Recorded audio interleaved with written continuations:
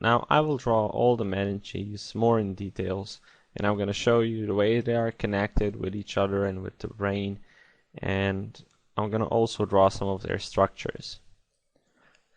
First, there was a layer of skin, and on the skin, of course, there was some hair, which we didn't draw in the first place, but now we did. The next layer was bone, but bone is covered with periosteum. It's the outer bone membrane. So here it is. This is the periosteum. This is not the bone. And it's like a small thin membrane on the bone. After that comes the bone with its typical structure of compact outer layer, the spongy bone inside, and the compact inner layer. Now the first brain membrane that touches the bone, the dura mater, but it's the outer layer of dura mater called the periosteal dura mater. So this is the periosteal dura mater, and now first I'm going to draw a cortex of the brain.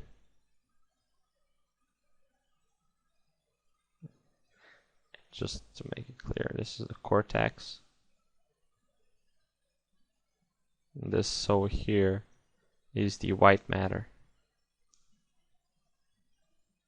So just tell you that here are the actually bodies of the neurons. That's why it has this more dark color. And here in the white matter are axons, and that's why it has brighter color. Now try to remember when I talked about the membrane that was on the cortex, it was called the pia mater. The pia mater is very thin brain membrane, and it follows the curvature of the brain, as you can see here, here. It follows the brain curvature because it's attached to the brain surface. Now we obviously have some space here, and we're going to draw the rest of the membranes. Between the dura mater and pia mater, there is one membrane called arachnoidal matter.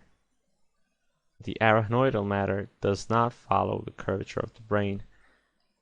The space between dura mater and arachnoidal matter is called the subdural space. That's over here.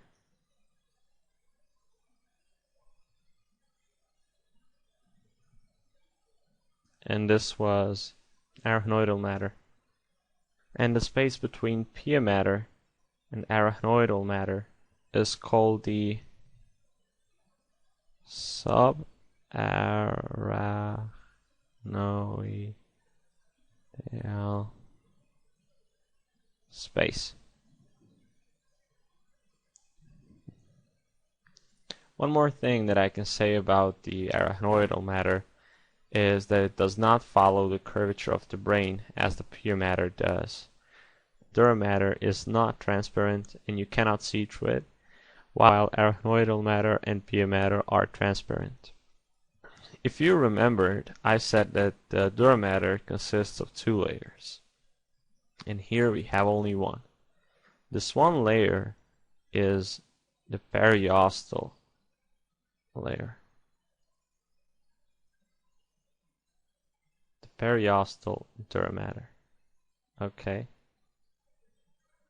And the other layer, the meningeal dura mater, is between the periosteal dura mater and arachnoidal matter. It's called the meningeal dura mater because it faces other brain membranes. The interesting thing about meningeal dura mater is that here it separates from the periosteal dura mater.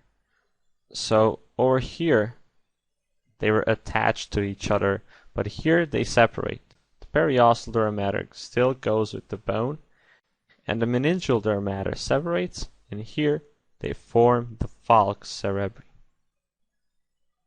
This over here. And that is how falx cerebri is created. If you can remember, we had drawn the falx cerebri in the last lesson when we took out the whole brain out of the skull. One more interesting thing is that there's an empty space here. That empty space is the sinus. The sinus is an empty space that receives the blood from the inner and outer cerebral veins, and it also receives the cerebrospinal fluid from the subarachnoidal space. Over here in subarachnoidal space, we can find arteries and veins. These veins can go deep inside of the curves of the cortex. They're also the extensions of arachnoidal matter inside of sinus or dura mater, and it's called the arachnoidal villus. And at the end, I would like to say one very important thing, and that is that pia mater is very sensible to pain because it has arteries and nerves, while the brain substance cannot produce pain at all. This was the lesson about the brain membranes. Make sure you check out our website, www.flashbrainanatomy.com. Thank you for watching, and I hope you like this video.